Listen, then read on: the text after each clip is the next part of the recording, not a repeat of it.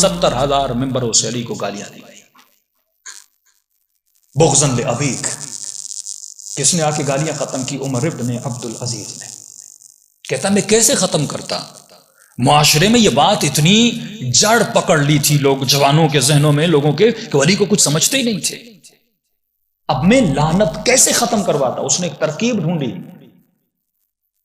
اس کے دربار میں ایک حکیم تھا، جو حکیم تھا غیر مسلم کافر تھا، لیکن اچھا حکیم تھا. دربار میں ڈاکٹرز اور حکیموں کو رکھا ہوا تھا، شاید اہل کتاب تھا، کیا تھا پتہ نہیں.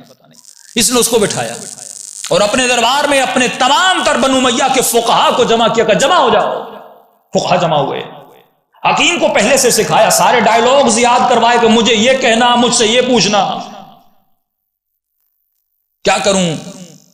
کہا کہ جب میں اپنے تخت پہ بیٹھوں اور تمام تر بنو امیہ کے فقہا بیٹھے ہوں تو مجھ سے کہنا کہ بادشاہ سلامت میں اپنی بیٹے کے لیے آپ کی بیٹی کا رشتہ مانگنا چاہتا ہوں. تمام تر فقہا بیٹھے تھے. اس نے کہا کہ عمر بن عبدالعزیز میں آپ کی بیٹی کا رشتہ مانگنا چاہتا ہوں.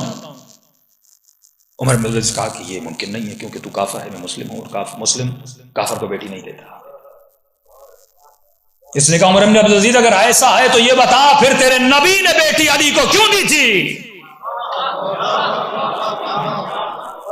پہلے سے سکھایا اس کو یہ سوال مجھ سے کرنا تاکہ جتنے فقہاء بنی امیہ، کیسے میں لعنت ختم کرواؤں؟ ایک بنو امیہ کے بادشاہ کے لیے مشکل ہے کہ علی پر سب و شتم ختم کروائے، کیونکہ حمزات کے ذریعے شیطان نے اور شیطانی کارندوں نے جو جس نے اتباع شیطان اور شرک جلی میں مبتلا تھے، انہوں نے علی کے خلاف یہ کام کیا تھا.